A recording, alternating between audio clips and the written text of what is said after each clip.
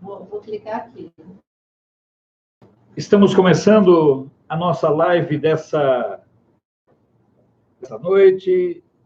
Para você que nos acompanha pelo YouTube, para você que nos acompanha pelo Facebook, enfim, para você que vai aos poucos criando o hábito de nos acompanhar sempre com pontualidade. Essa é a nossa ideia, essa é a nossa proposta, essa é o nosso desafio para fazer com que as pessoas que estão conosco se sintam respeitadas e também se sintam valorizadas na sua pontualidade. Eu quero começar, antes de entrevistar o Márcio Rodrigues, ele que é o coordenador para o Centro-Oeste da Associação Brasileira da Bancada Militar de Praças, e que eles estarão realizando um evento aqui em Brasília. E antes disso, eu quero mandar um abraço para Cidinha Carvalho, advogada especialista em aposentadoria, Zé Maria, do Tribunal de Justiça lá de Minas, vamos ver mais quem, Braguinha, da Alvorada Embalagens, o Carlinhos, da Pastelaria São Carlos, lá no CIA, Fred Oliveira, dentista lá do Conjunto Nacional, Nelsinho, da SEB lá do Guará, também mandaram um abraço para a Rai. Olá, Rai, estou esperando você trazer a ministra Damares, certo? Para uma live, para a gente conversar com aquela que eu considero a principal e a mais capacitada ministra do governo Bolsonaro.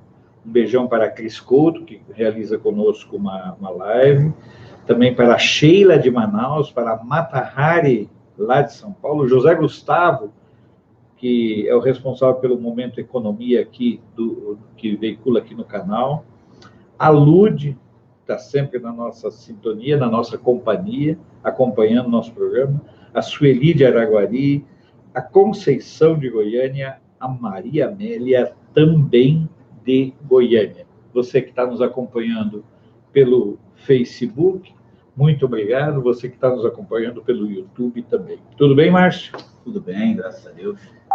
Márcio, você é o coordenador aqui, como eu falei, para o Centro-Oeste da Associação Brasileira Bancada Militar de Praças. Vocês estarão realizando aqui em Brasília, nos dias 13 e 14 de agosto, o primeiro congresso das associações militares. Fala para a gente, explica sobre esse congresso. Boa noite, Alfredo. Boa noite a todos que estão nos ouvindo. Antes até de falar um pouco do congresso, vou falar um pouco o que seria a ABBMP, a Associação Brasileira Bancada Militar de Praças.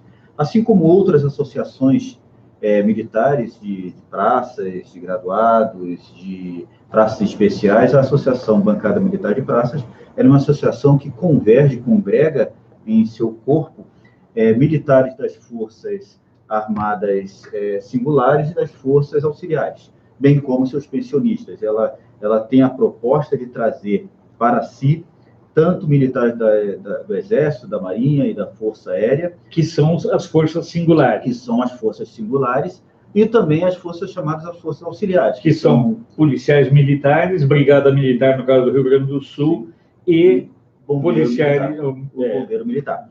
Então, a gente, bem como seus pensionistas, trazendo para si e executando diversas ações de auxílio a esses grupos, de auxílio a essa parcela da população. Então, essa seria a BBMP, e ela também se propõe ao preparo, tanto preparo, vamos dizer assim, político, concursos na área da política, de ciência política, de história política, de direito constitucional, visando o futuro em eleições, em levantar candidatos, levantar pessoas preparadas para que possam, vamos dizer assim, atingir objetivos nos pleitos que teremos no futuro. Essa seria praticamente assim, rapidamente. Na verdade, a associação, existem N associações de militares. Isso. Certo? Então, na verdade, esse congresso que vocês vão realizar é um congresso, digamos, de multiforças, de unir forças, de terminar com pequenas vaidades e pequenas arestas para formar uma força-tarefa só. Sim, porque nós temos diversas associações de diversas matizes, diversos motes, e nós estamos procurando trazer no dia 13 e 14 de agosto desse ano, agosto agora, foi menos de um mês, nós estamos há 20 dias aproximadamente do evento, trazer todas essas associações para Brasília e temos o primeiro congresso. E esse primeiro congresso vai ter o objetivo de unir, não é unificar, não é transformar todos em uma associação única, mas unir esforços, unir pensamentos, aparar arestas, como foi dito, aprender uma com as outras, para que nós possamos atingir objetivos comuns e que são de interesses comuns dentro da área, tanto a área política, mas também da área social em que essas associações atendem. Dos pensamentos, e o pensamento principal nesse congresso, é justamente trabalhar em cima da representatividade do militar dentro da política nacional. A inserção dele dentro da política nacional. É interessante observar o seguinte: praticamente em todos os 5 mil municípios brasileiros, 5.800 e não sei quantos municípios, há pelo menos um representante de uma força militar, pode ser das forças auxiliares ou, digamos, das forças normais, né? Exército, Aeronáutico, Marinha. Vocês têm ideia de como organizar, de como trabalhar essa capilaridade em termos de formar uma força política? O que acontece?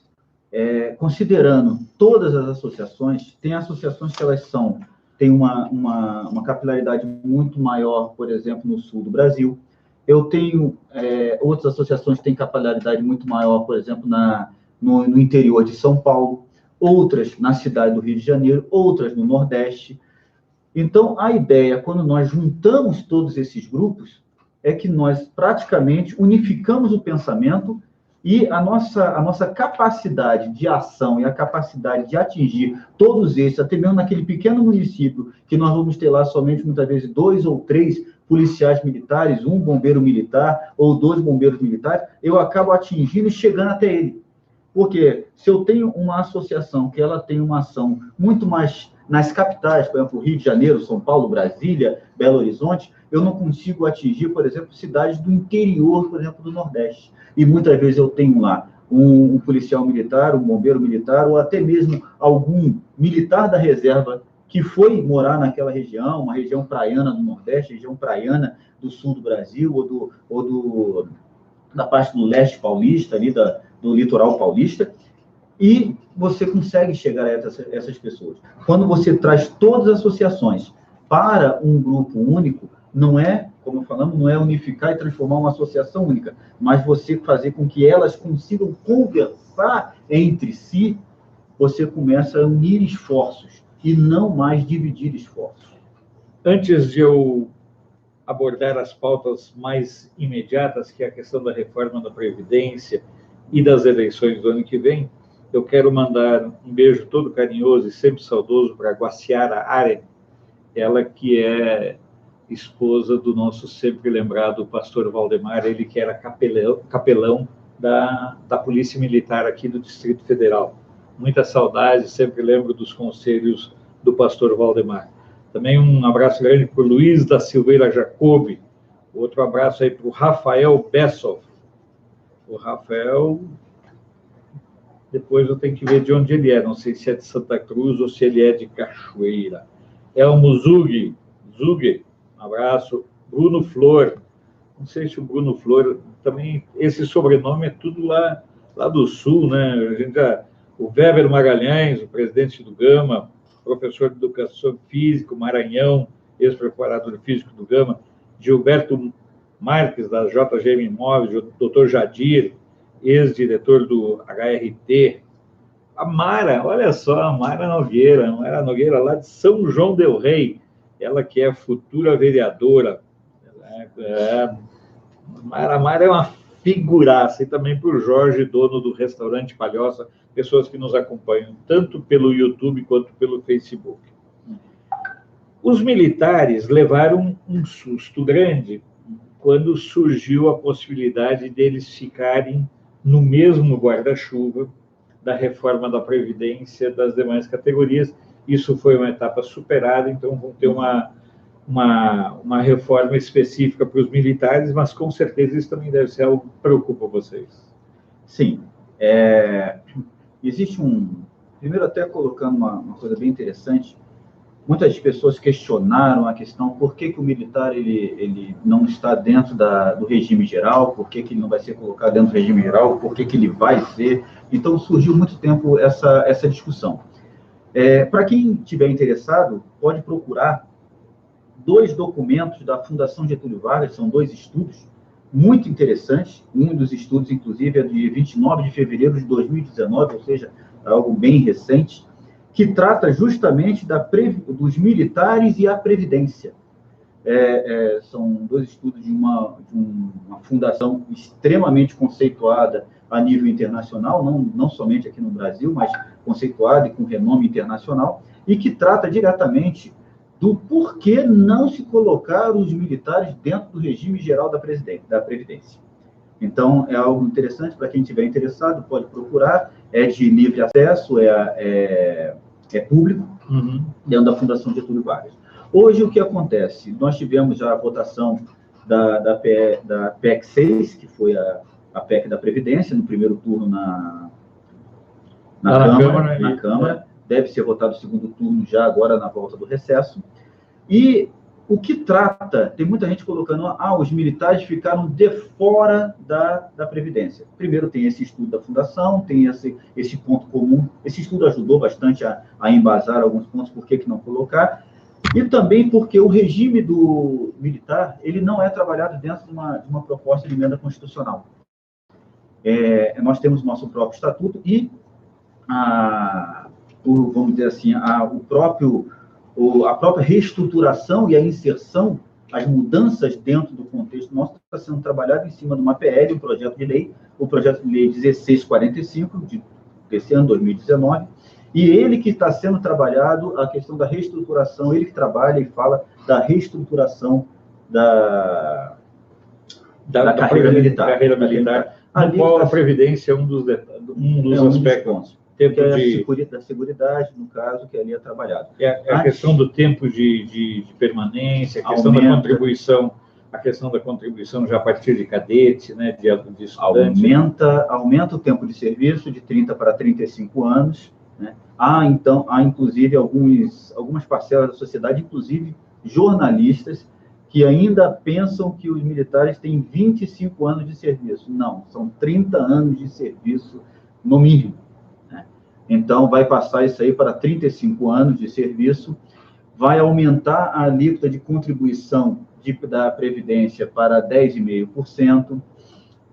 Então, tem todas essas mudanças e também tem algumas outras mudanças na reestruturação, que essas mudanças têm alguns problemas que, inclusive, nós da área da bancada de praça, nós estamos procurando trabalhar junto ao Congresso, levantando junto, tentando, inclusive, conversar com o presidente para vermos o que pode ser trabalhado, porque tem alguns grupos, do jeito que a PL 1645 ela está sendo conduzida e levada ao Congresso, tem alguns grupos que, inclusive, podem ter até decréscimo salarial, como é o grupo do quadro especial.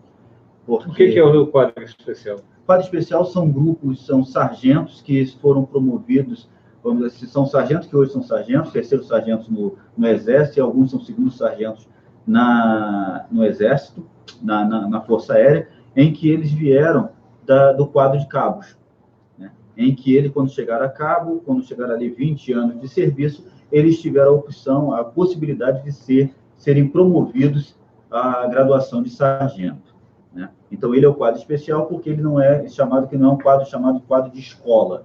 Ele não participou, não teve uma escola de formação, de preparação. Seria aquele que entrou para servir. Ele entrou para servir, ele cumpriu o serviço militar, ele foi sendo preparado, ele tem preparo dentro da força, ele tem curso dentro da força, ele chegou ali vamos dizer assim, a soldado de primeira classe, foi promovido a cabo, fez cursos, tem um curso de cabo que ele se prepara para fazer, e ele faz cursos internos, tudo. Só que, há um tempo atrás, ele chegava à graduação de cabo e ali ele permanecia.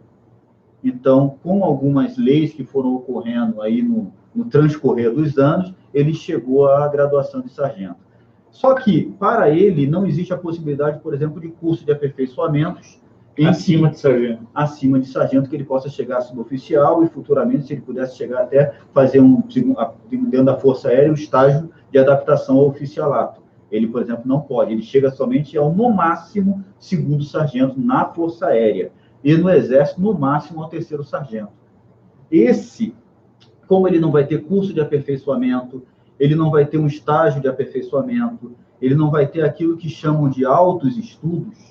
Na realidade, nem a pessoa que tem CAIS hoje, nenhum graduado hoje, pelo projeto de lei 1645, teria condições de ter os chamados altos estudos. E isso daria um problema sério aí no quesito de diferenciação financeira entre as mesmas graduações. Mas esse é um ponto... Ainda está sendo bem... E se cogitou, desculpa, Márcio, se cogitou a criação de uma patente intermediária para acomodar esses 5 anos a mais, teria que ser criada uma patente a mais. Que o suboficial mor, o sargento mor, algumas pessoas colocaram isso aí. Isso aí foi retirado da pauta pelo próprio presidente da República, porque houve muita reclamação em cima disso. E como isso seria procedido, como seria o desenvolvimento, como seria a escolha disso, como seria a questão até mesmo da questão salariais em cima desse sargento mor, né? Então, isso seria um motivo de chacota mesmo, né? Seria. Até porque sargento mor, daqui um pouco já... E o brasileiro é pesado no bullying, né? Vamos mandar aqui um abraço para o Alessandro. Olha o Alessandro Brinker, ele que é de Santa Rosa e mora em Valparaíso do Goiás. Quero mandar um beijo todo carinhoso para o Juliano Oliveira, que está lá na Argentina e deve estar bem quente por lá, né? Poxa vida. Só mandar aqui, o Coronel Milton, ele que é de Cachoeira do Sul e mora em Goiânia, e que vai interessar para ele a abordagem que nós vamos fazer daqui um pouquinho sobre 2020. Também para o José Kercher, lá de Candelária, velho amigo escoteiro lá do grupo de escoteiros Botucaraí, lá de Candelária, Celita Besson, e o Romy von Romy. Muito obrigado por vocês estarem acompanhando a gente, tanto aqui no YouTube quanto aí no Facebook. Um dos problemas que a 1645 ela ocasiona é a chamada quebra da paridade, né? O que seria a paridade, que muitas pessoas não entendem? É que aquilo que o militar da reserva, ele é da reserva, a gente chama, ele está aposentado, mas a qualquer momento ele pode ser trazido de volta para a força para trabalhar. Eu tenho amigos meus que voltaram, mesmo depois da reserva, para trabalhar, foram reconvocados. Ele pode ser reconvocado e trazido de volta. Então, com isso, o que acontece? A paridade é tudo aquilo, vamos dizer assim, a gratificação e o aumento de gratificação que você tem na ativa, você recebe na reserva. O que acontece? A PL 1645, ela faz uma quebra em que não mais isso acontece. Então, quem está na reserva deixa de ganhar aquilo que está na ativa. Esse é um dos problemas que ela tem. Ela traz a quebra da paridade, em que você não tem mais essa condição da paridade da ativa e da reserva. Ela traz alguns outros problemas também, que são sérios. Por exemplo, ela traz a gratificação de representação. Ela é dada apenas a oficiais generais. Então, você acaba tendo um problema aí, como se o sargento, o tenente, o capitão, ele não representasse a força. E eu tenho dado um exemplo sobre essa questão da representatividade da força, um exemplo negativo. Eu tenho um exemplo positivo. Eu vou até não trabalhar a questão do exemplo negativo. Eu vou dar um exemplo positivo. Nós tivemos a missão, a MINUSTAH, a missão lá no Haiti. Quando nós tivemos lá diversas militares, diversas patentes, diversas graduações, soldados, cabos, sargentos, suboficiais, tenentes, capitães, generais, tenentes, coronéis, tivemos de diversos quadros, quadro médico, quadro psicólogo, quadro de aviadores, tivéssemos diversas pessoas lá. Quando tudo aquilo de bom que aconteceu, que a MINUSTAH fez lá no Haiti, não saiu o nome de nenhum dos graduados. Não saiu o nome de nenhum dos oficiais. O que saía? As Forças Armadas Brasileiras. Ou seja, todo aquele contingente de pessoas que estava lá representava as Forças Armadas Brasileiras. Não eram somente um grupo que tinha representatividade, todos representavam. Isso positivamente. Quando um soldado ia e entregava uma cesta, ou entregava um doce que fosse para um garoto haitiano, eram o Exército Brasileiro, a Força Aérea Brasileira, a Marinha Brasileira lá presente, que ajudou aquele garoto, que fez aquele bem feito. Não tinha um nome na tarjeta, que é a identificação. Eram as Forças Armadas. Então, gera um problema. Por que somente um grupo tem um adicional de representatividade? Então, só os generais que tinham. Só os generais que, pela PL 1645, só eles vão ter. E isso é um dos pontos que nós estamos tentando, junto ao Congresso, conscientizar, que é justamente mostrar, não, todos nós representamos, todos nós temos essa representatividade. Se nós fizermos algo de errado, ninguém vai falar o Márcio, o suboficial Márcio que fez errado. Não, foi um militar que fez. É isso que tem que ser mostrado, tem que ser trazido à baila para ser discutida de uma maneira, não é beneficiar A ou B, mas que todos tenham a visão completa, não é uma visão em parte, mas a visão do todo. Então, esse é um dos outros pontos. Nós temos a questão dos autoestudos, gratificação de autoestudos, que também vai acabar acontecendo somente para alguns. Só para você ter uma ideia, um pensionista de um general, uma filha de um general lá de 2001, de 95, ela vai ganhar essa representação. E um graduado de hoje, um tenente de hoje, não ganha essa gratificação. É uma coisa assim meio estranha, Porque, na verdade, ainda existem muitos... Essa questão das filhas é outra coisa muito delicada de abordar, Eu, particularmente, eu não tenho nenhum medo de dizer que isso é um absurdo para mim, particularmente, certo? Porque não tem mais justificar. Eu conheço várias filhas que têm relação casada há muito tempo, só porque não casaram no papel, sabe? Vamos entender que a questão da filha acabou em 2001. O que nós temos hoje é o chamado direito adquirido.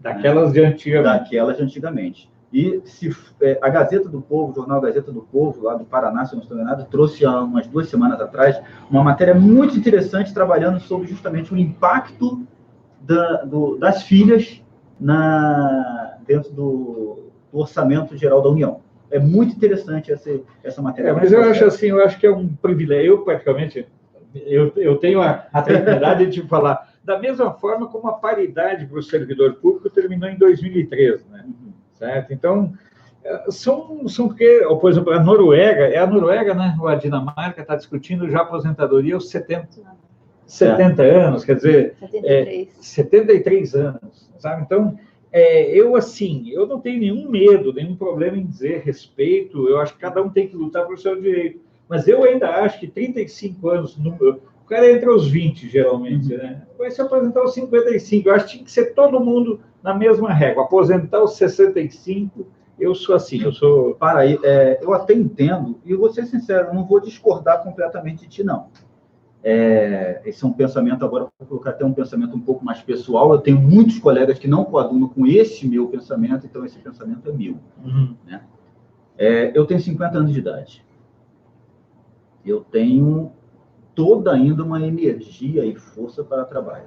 Mas para que isso aconteça, nós fizemos há uns 2 meses atrás, nós fizemos um ofício, por exemplo, impetramos no Senado Federal, pedindo a retirada, por exemplo, da PL 1645, hoje já caiu até esse pensamento de alguns colegas, e o que fazer? Juntar um grupo de trabalho composto pelo Ministério da Economia, associações de militares, tanto de graduados quanto de oficiais, o governo federal, o parlamento, na pessoa do Senado e da Câmara, e juntar um grupo de trabalho para que, em 3, 4 meses, algo intensivo, para que em 3, 4 meses nós fizéssemos uma proposta real de reestruturação da carreira. Porque o que está sendo passado lá, ela não reestrutura completamente a carreira, retira direitos de alguma parte, entrega direitos para outras, entende? Você beneficia uma parte do corpo, a maior parte, que é a base, não é beneficiada, muito pelo contrário, sim, e você acaba aumentando o fosso entre o que mais ganha e o que menos ganha. Porque, veja bem, você era da área de guerra eletrônica. Imagina o seguinte, você é um cara de 50 anos, com todo um cabedal de informações. Agora era a hora, na minha visão, agora era a hora de você começar a ter, sabe, pode não ter mais aquela corrida de 100 metros em 4 segundos, né? Mas, cara, mas você já sabe os atalhos, você já fez um acompanhamento da evolução de tudo isso. Eu considero que é uma leviandade do Brasil não ter um mecanismo que motive, que mobilize, que torne viável a vivência de alguém com toda a tua experiência, toda a tua vivência. Eu acho que, assim, é um desperdício para o Brasil. Aí, agora eu vou te dizer um problema que nós temos. Você não tem tanto esse problema dentro da chamada carreira do oficial de escola. Por quê? O oficial de escola, ele entra, ele tem as promoções dele, ele sai cadete, ele está cadete, ele sai aspirante oficial, vai a primeiro-tenente, segundo-tenente, primeiro-tenente, capitão, major, na Marinha um pouco diferente, major, tenente-coronel, coronel. Até tá? Ali é mérito pessoal. Mérito pessoal. Mas só que ele vai chegar a coronel com quase 40 anos de serviço. Entendeu? Por causa da questão da promoção. Por quê? Ele espera e ele almeja o generalato. São raros os que saem ali como tenente-coronel, completou 30 anos como tenente-coronel recém-promovido, ele vai embora. É muito raro isso. Eu conheço alguns que tinham carreira pronta para chegarem, até filhos de general, e aqui eu quero mandar um abraço para o coronel Sávio, ele que é um selva pura, né? Ele sabe do que eu estou falando. O coronel Sávio é uma figura que eu gosto demais de conversar. Ele é lá da nossa igreja, a Igreja Luterana, e o coronel Sávio, a gente sempre fala sobre essas questões. Exatamente desse desprestígio, muitas vezes, né? Uhum. Dessas duas realidades distintas que se vive dentro da carreira militar. Que, na verdade, quem fica de fora, Márcio, nem sempre tem a percepção clara de que existem dois tipos de militares. Na verdade, você tem duas carreiras. Você tem a do praça, do graduado, e você tem a carreira do oficial. A carreira do oficial é completamente diferente da carreira do praça, só que muitas vezes as pessoas raciocinam que é uma carreira única, mas são duas carreiras diferentes. E aí que entra isso que você falou. Quando o militar, por exemplo, o militar da Força Aérea, da Marinha, ele chegou ao suboficial, ele não tem mais uma perspectiva de crescimento. Eu poderia, quando ativo estava, poderia ter feito um estágio para aperfeiçoamento, estágio de adaptação oficialado. Porque no teu caso era da Força Aérea. Da Força Aérea, mas eu teria que fazer um concurso interno para poder fazer, para chegar até lá. Não existe um incentivo natural de você chegar ao oficialato. Ou mesmo, aí é uma outra coisa que alguns países trabalham, que são realmente duas carreiras diferentes, em que a carreira do graduado, o graduado ele não vai para a carreira do oficial, e o oficial...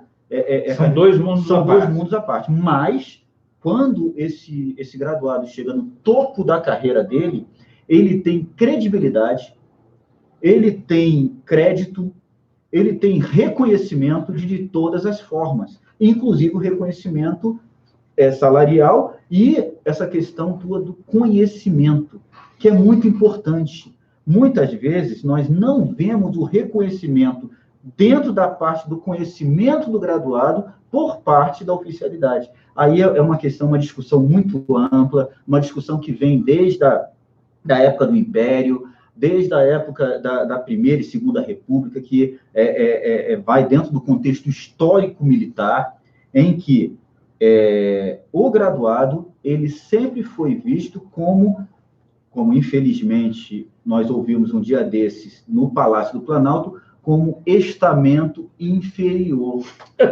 Ainda existe essa palavra? Foi usado dentro do Palácio. E sem contar que muitas vezes os graduados buscam formação complementar por sua conta e risco. Eu tenho as minhas formações por minha conta e risco.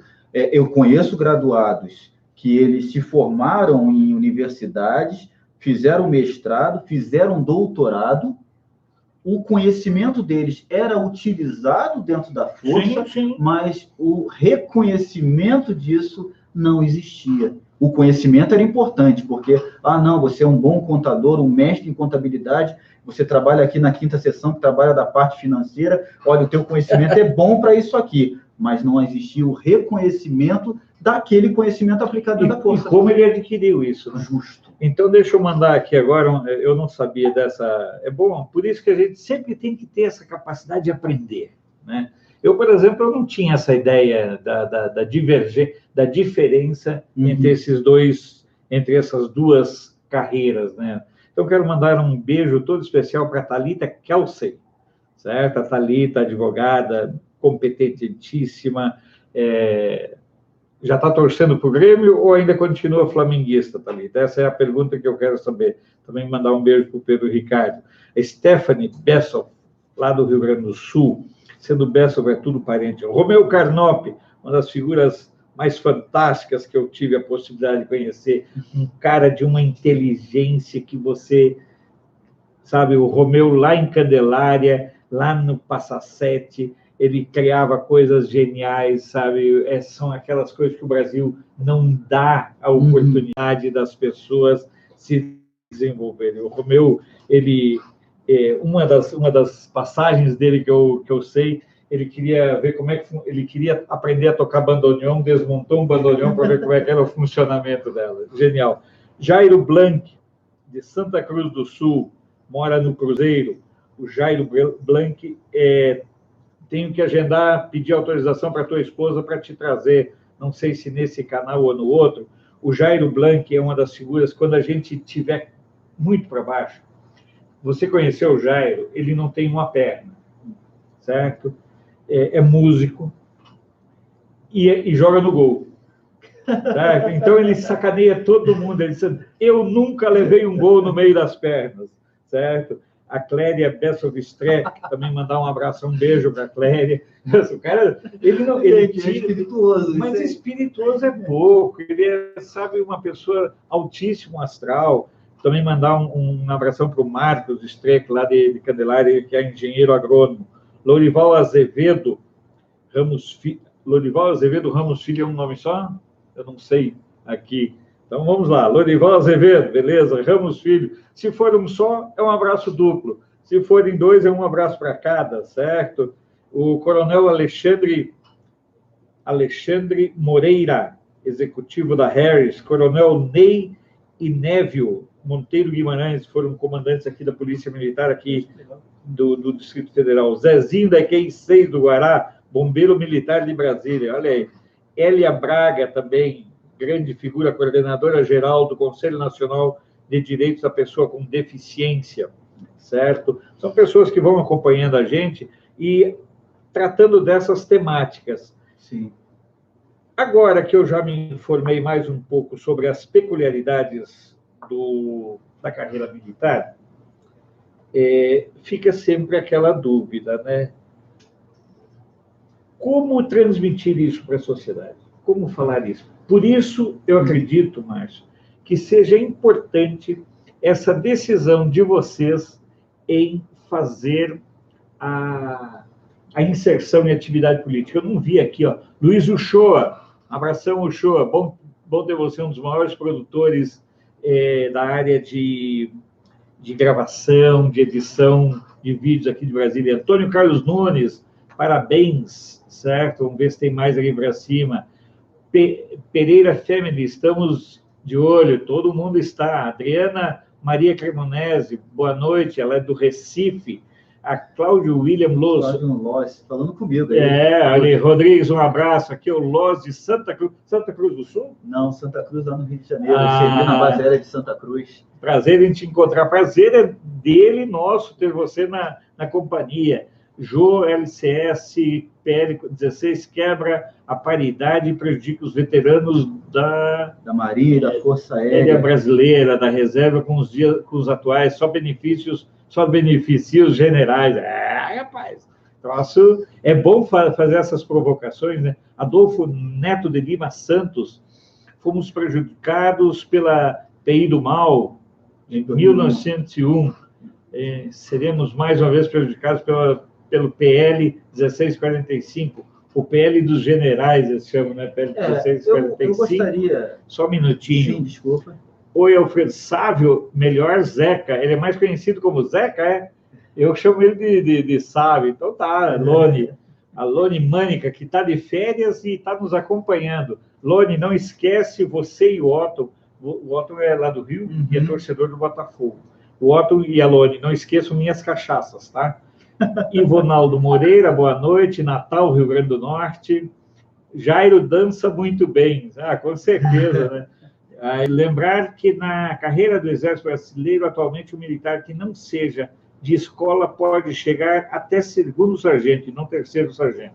Então, corrigindo, porque eu tinha essa informação. Você vê, então são coisas importantes, as pessoas estão interagindo. Eu peço desculpas se eu demorei um pouco para passar essas informações, mas é importante que você reporte a esse pessoal que está aí. Vamos lá. Sim. O que acontece? Eu acho que o melhor meio de você fazer qualquer coisa dentro de uma democracia é através da representatividade política. A melhor forma, por exemplo, quando nós propusemos, como houve a proposta do presidente da BBMP, o Birajara, de nós termos um congresso com as associações, é por quê? Para que nós pudéssemos unir esforços para uma representatividade maior na área política. Por quê? Os grupos, eles se organizam, eles se arrumam, eles se ajeitam para que possam defender determinados interesses dentro das suas peculiaridades. Eu vejo aqui, a reclamação, a questão do MP 2215 de 2001, a PL 1645, eu não raciocino em uma guerra aberta, de flanco aberto entre oficiais e graduados. Isso não existe. Nós somos um grupo, nós somos militares. Se nós tivermos qualquer problema, nós vamos estar juntos em qualquer tipo de fronte.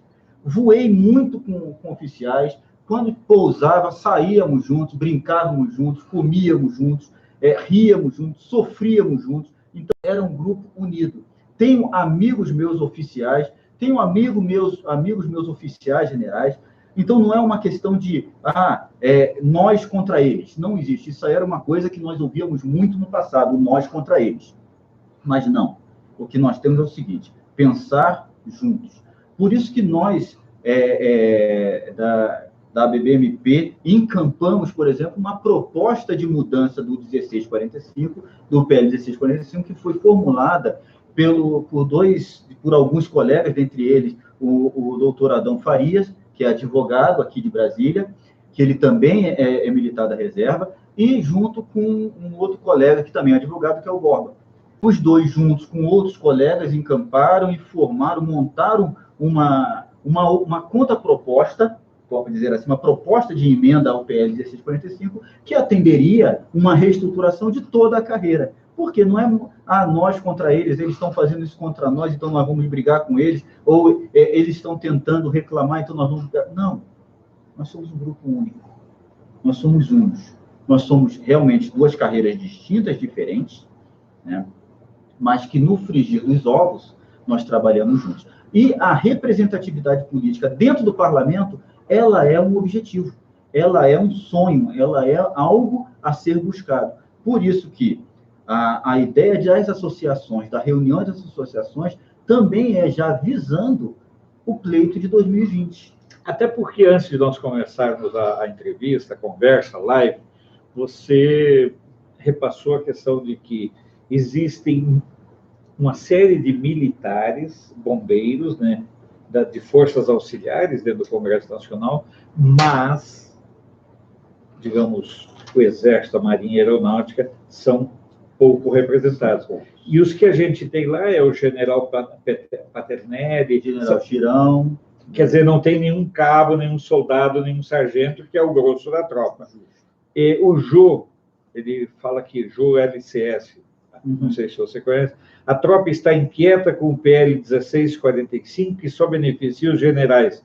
Isso vai causar divisão por trás do muro dos quartéis. Bom, esse é um perigo que pode acontecer.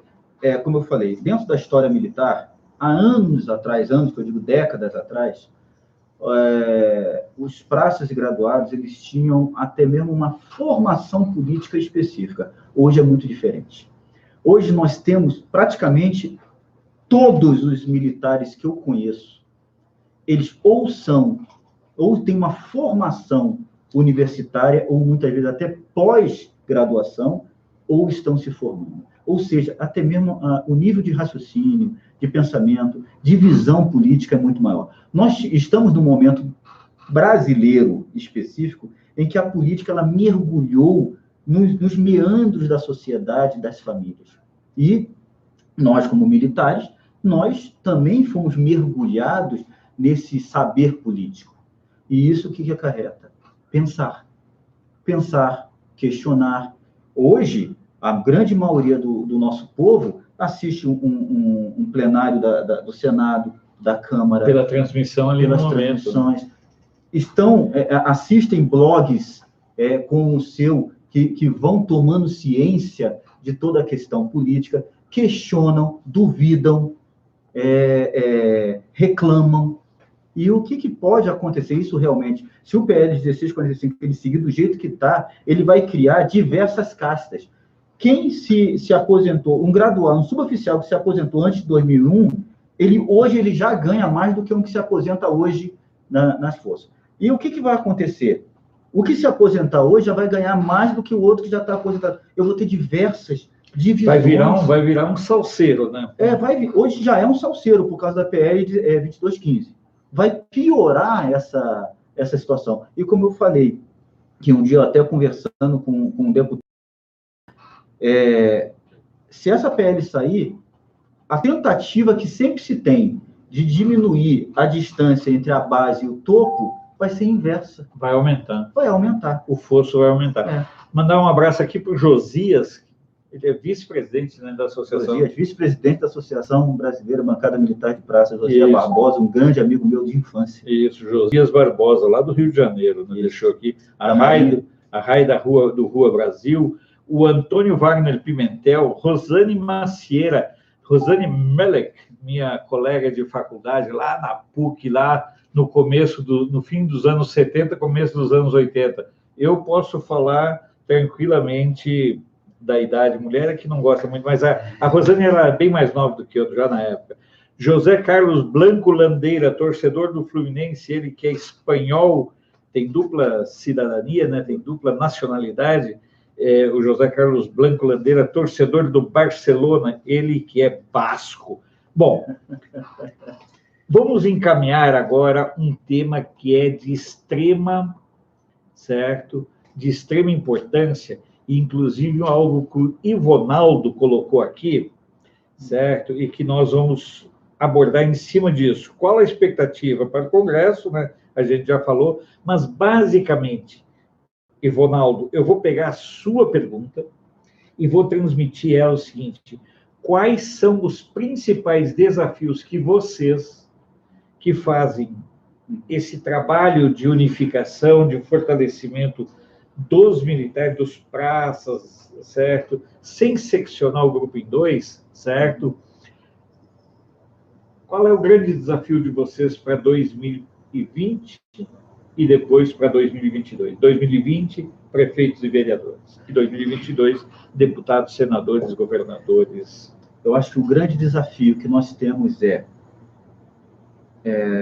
despertamento e união. Eu coloco essas duas palavras.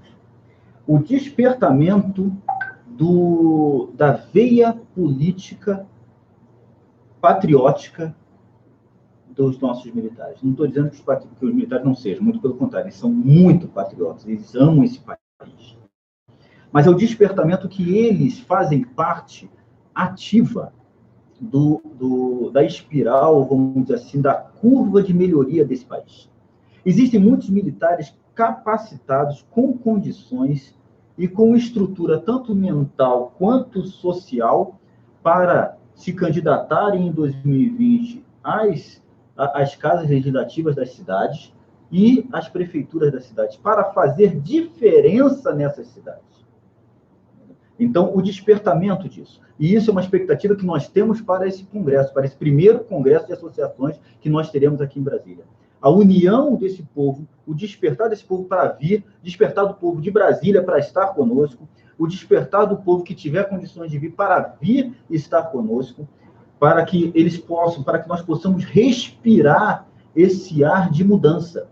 Nós estamos num momento do Brasil em que nós estamos respirando ares de mudança, ares de boas mudanças, e que se nós não aproveitarmos, esse ar pode passar, esse vento pode passar. E pode até cansar, né? Qual é a expectativa de vocês em termos de presença, de quantitativo de pessoas aqui nesse evento nos dias 13 e 14 de agosto? Vai ser no clube... No CALEX, né, que é o Clube de Fuzileiros Navais, que fica aqui na Vila Planalto. Para quem conhece a Vila Planalto aqui em Brasília, fica ali na Vila Planalto, é o chamado CALEX. Nós teremos ali no dia 13 e 14 de agosto, confirmando. A nossa expectativa ainda é uma expectativa modesta, diante dos milhares de militares que nós temos. Nós estamos esperando aproximadamente entre 200 e 250. Eu acho que não é questão da quantidade, é a questão da qualidade e da representatividade. E até porque um outro detalhe, enquanto eu vou mandar um beijo para a Lone, não esquece da minha cachaça, vou dizer de novo. Principalmente uma coisa, Márcio, que é o seguinte: ninguém está recebendo dinheiro público, né? Sim. Ninguém. Mandar um abração para o Rovani Bessoff Machado, lá de Quaraí, na tríplice fronteira Brasil, Uruguai e Argentina. Nós temos, muitas vezes, eu tive algumas discussões, dizer assim, tem uma tríplice fronteira lá no Rio Grande do Sul. Não, tem a tríplice fronteira no Paraná, em Porto Iguaçu, Foz do Iguaçu e do outro lado lá acho que é Rio Negro, na Argentina, né? São os três ali, certo? E lá no Rio Grande do Sul, que é em Quaraí, que é Rio Grande do Sul, Brasil, né? Argentina e Uruguai. Mandar um abraço, ele sempre nos acompanha. Que bom. Tá, agora é o seguinte, ninguém está bancando a conta de ninguém, quer dizer, vocês estão vindo por conta própria. Esse é um detalhe muito importante, muito, certo? Olha só, dá uma lida aí nisso que ela está falando, a Lone, e a Lone, ela trabalha no Senado, né? Então, é sempre bom. É bom lembrar que a lei de carreiras distintas, o concurso de praça, sargento e oficiais é aberto para toda a sociedade. Todos podem participar. Cada militar escolhe o que fazer. Quer dizer, na verdade, muitas vezes é uma questão até de falta de oportunidade, né? Vamos pensar um pouco disso aí. Os concursos militares realmente são duas carreiras. Eu poderia ter feito, na época, a prova inclusive eu fiz uma para a Escola Preparatória de Cadetes do Ar, e hoje eu ser oficial. Tudo bem, entendeu? Eu fiz a prova para sargentos. Outros colegas fizeram a prova para sargentos, outros fizeram para oficiais. Se nós formos observar, a grande maioria dos que fazem prova, na minha época, eu estou falando de 33 anos atrás. Hoje, nós já temos até isso aí um pouco mais mesclado, né? Porque nós estamos num Brasil diferente. Mas há 33 anos atrás, tá? A maioria do pessoal que fazia prova para graduado era pessoal das parcelas mais humildes da sociedade. Eu, por exemplo, sou morador de Realengo, vamos dizer assim, da Coab de Realengo. Nunca estudei em escola particular, sempre fui em escola pública, tive problemas diversos na minha vida, Nunca tive um caderno no meu ensino médio, segundo grau na época, porque minha mãe não tinha dinheiro para comprar caderno nem livro. Então, eram coisas bem diferentes. Naquela época, eu estou falando do pessoal da minha época que está se aposentando hoje.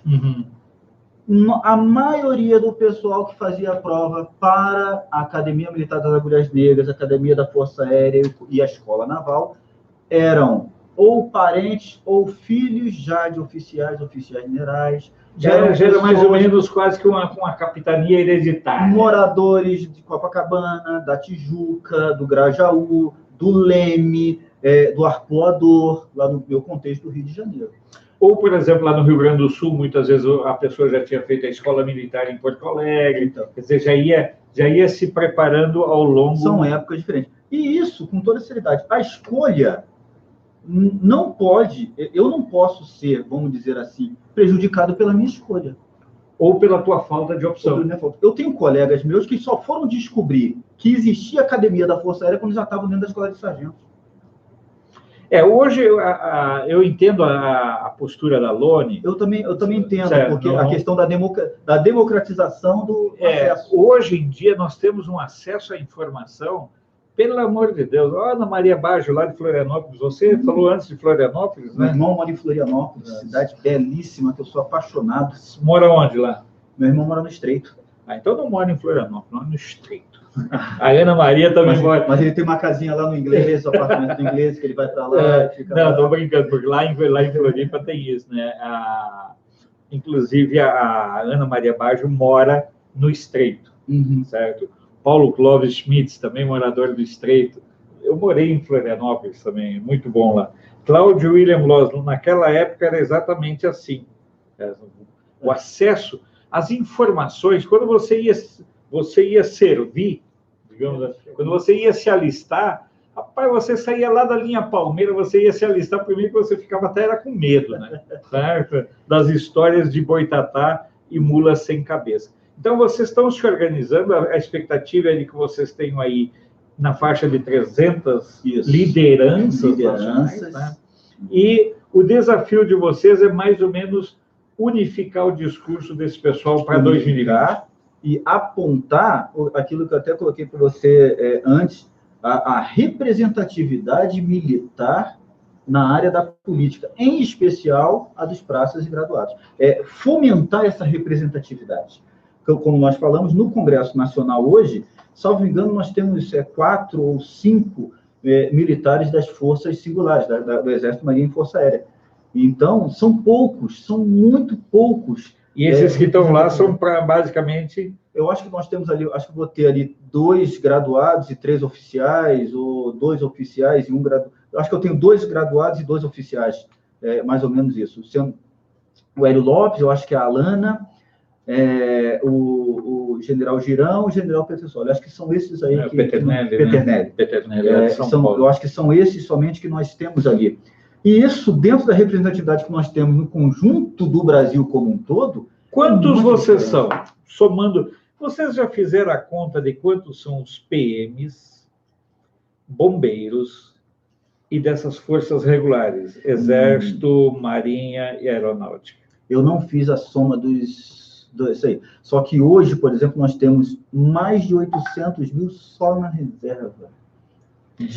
Das forças singulares. Das forças singulares. Então, se você juntar tudo isso aqui, falar em forças auxiliares, mandar um abração para o Silvio Rosa Machado, lá de Candelária, ele que foi meu colega também, que foi comandante da Brigada Militar lá no Rio Grande do Sul, certo? Filho do seu Odilo Machado, que foi vereador durante muitos e muitos anos lá em Candelária. Eu diria assim, a grosso modo, que se nós formos somar, nós temos aí, eu não diria que é menos do que uns 5 milhões se somar ativo, aposentado. Com certeza.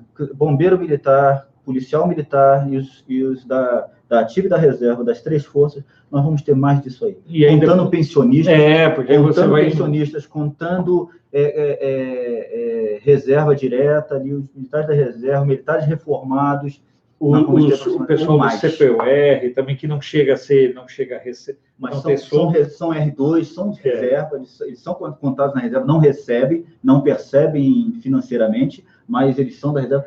São bucha de canhão, né? Na hora que tiver qualquer conflito, são chamados. Aí o Marcos Fernandes, aí, morador da Asa Sul, Marcos Fernandes é do NPUR, né? Foi formado pelo NPUR. Então, te prepara, tá, Marcos? Em tempo de paz é fácil, né? O Robson Martins. Rapaz, eu acho que todos os torcedores do Botafogo hoje resolveram acompanhar o programa. O Botafogo ganhou ontem? Não, ganhou experiência. Robinho, um abração para ti. Né? Carlos Vieira, também grande sujeito, cearense. O senador Valmir Campelo, ex-presidente do Tribunal de Contas, que sempre nos acompanha aqui também pelo canal. Nós já vamos no adiantado da hora, mas é importante a gente reiterar mais uma vez. O evento de vocês, que está sendo bancado e assumido por vocês. Totalmente. Será nos dias 13 e 14 de agosto, aqui em Brasília. Aqui em Brasília. O primeiro congresso de associações de militares. Associações militares do Brasil.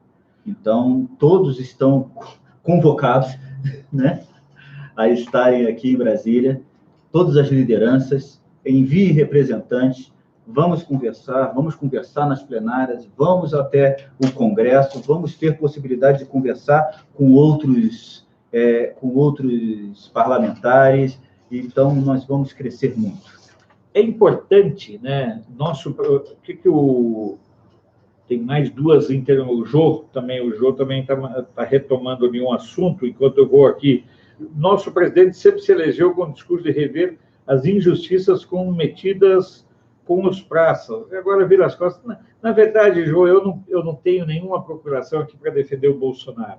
Mas, olha, eu não queria estar na pele dele no jogo de pressão. Paulo Miranda, grande diretor lá da TV comunitária aqui de Brasília. O nível de pressão que um presidente sofre, cara, eu vou ser bem sincero, eu não sei se a pessoa tem que ser meio desumana.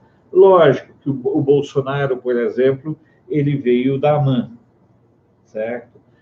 Teve uma carreira, mas eu acho que ele sempre teve muita coerência, certo? Eu acho que ele sempre teve muita coerência na atuação militar dele e muitas vezes as pessoas até o criticam. Paulo Sérgio Pereira, bela colocação sobre os graduados. A ABBMP estará presente na luta para conseguirmos nosso objetivo. Ele é de uma outra associação. Não. ADSUMOS. Não, ADSUMOS é uma expressão, estamos juntos aí, que é muito utilizada pelos fuzileiros navais. Tá. Menos quando está lá dentro do submarino e falta oxigênio. Aí é assim. Não, é cada um por si. Aí é cada um por si.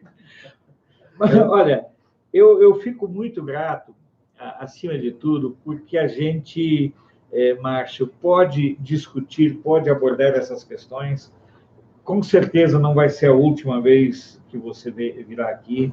Eu acho que essas questões de debater, nós temos que perder o medo de debater. Sim. E é tão interessante observar que vocês, militares, estão saindo das sombras, principalmente vocês que são, digamos assim, dos graduados. Certo? É tão importante que vocês tenham voz, porque num país que quer mudar, todas essas vozes que até hoje foram sufocadas, que foram pisoteadas, que foram amordaçadas, elas têm que ser escutadas.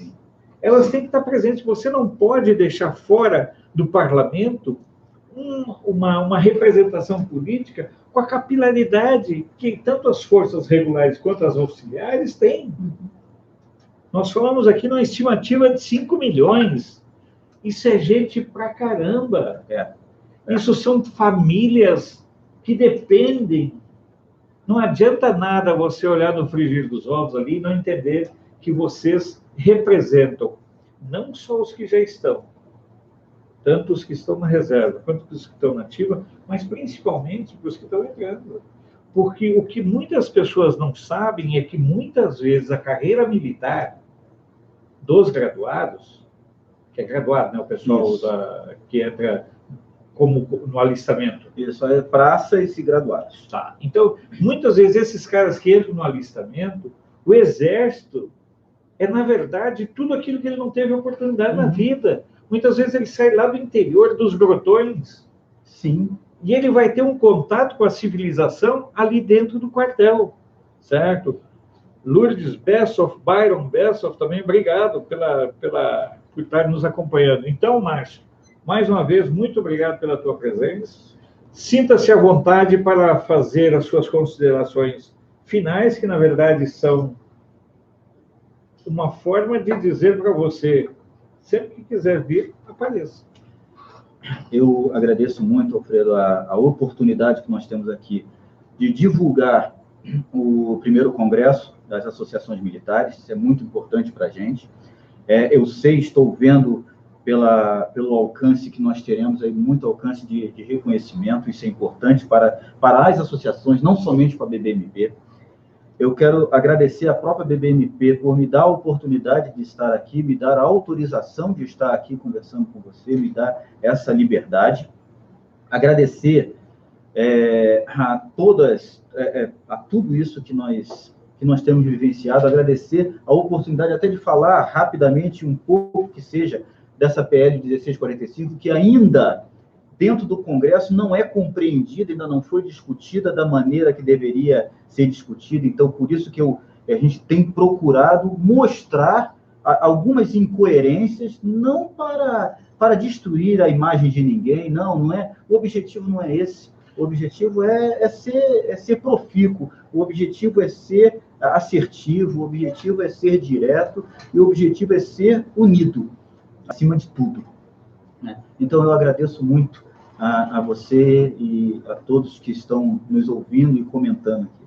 Tá certo. E os vídeos vão ser depois seccionados em termos, né? Eu quero, por fim, mandar um abraço para o Rivelino Souza. Tamo junto, Márcio. O grupo Estamos de Olho estará lá. Esse é um grupo, Estamos de Olho, é um grupo que foi formado, ele tem uma formação tanto em Brasília quanto em diversas áreas, que é justamente Estamos de Olho no que vai acontecer com o PL 1645, com a estrutura militar, com a reestruturação da carreira militar. Então, ele foi um grupo que foi formado em cima disso aí. O Rivelino é um dos líderes, junto com o Leandro, lá do sul do Brasil.